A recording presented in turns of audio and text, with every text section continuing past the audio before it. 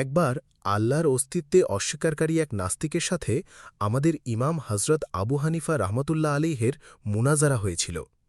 মুনাজারার বিষয় ছিল পৃথিবীর কোনো সৃষ্টিকর্তা আছে কিনা।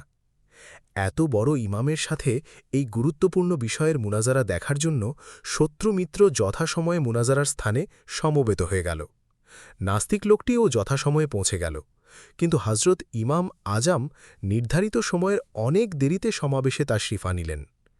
নাস্তিক পণ্ডিত ব্যক্তিটি জিজ্ঞাসা করলেন, আপনি এত দেরি করলেন কেন? তিনি বললেন, জঙ্গল দিয়ে আসার সময় এক অদ্ভুত ঘটনা চোখে পড়ল। সেটা দেখে আমি আশ্চর্য হয়ে ওখানে থমকে দাঁড়িয়েছিলাম। ঘটনাটি হল, নদীর কিনারে একটি বৃক্ষ ছিল। দেখতে দেখতে সেই বৃক্ষ নিজেই কেটে পড়ে গেল, এরপর নিজেই তক্তায় পরিণত হল। অতঃপর সেই তক্তাগুলো নিজেরাই একটি নৌকা হয়ে গেল এবং সেই নৌকা নিজে নদীতে নেমে গেল এবং নিজেই নদীর এপার থেকে ওপারে যাত্রী আনা নেওয়া করতে লাগল এবং নিজেই প্রত্যেক যাত্রী থেকে ভাড়া আদায় করতেছিল। এই দৃশ্যটি দেখতে গিয়ে আমার দেরি হয়ে গেল।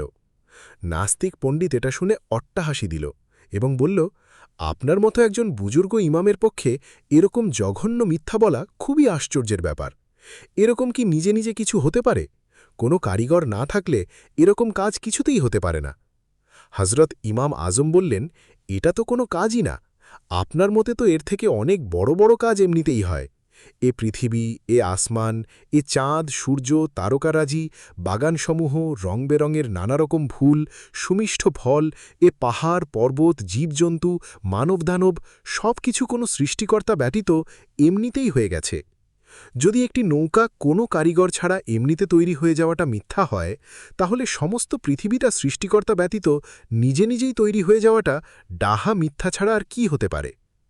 নাস্তিক পণ্ডিত তারে বক্তব্য শুনে বিমোহিত হয়ে গেল এবং সঙ্গে সঙ্গে স্বীয় ভ্রান্ত ধারণা ত্যাগ করে মুসলমান হয়ে গেল। সবক: এই বিশাল আকাশ, জমিন, চাঁদ, সূর্য, পাহাড়, পর্বত ও অসংখ্য সৃষ্টিজগৎ কখনোই নিজে নিজে সৃষ্টি হতে পারে না। যেমন একজন কারিগর ছাড়া একটি নৌকা তৈরি হওয়া অসম্ভব, তেমনি একজন মহান সৃষ্টিকর্তা ছাড়া এই সুবিশাল বিশ্বজগতের অস্তিত্ব অসম্ভব।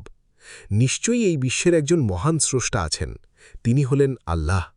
তার অস্তিত্ব অস্বীকার করা শুধু ঈমানের বিরুদ্ধেই নয়, সুস্থ বিবেক ও যুক্তিরও পরিপন্থী।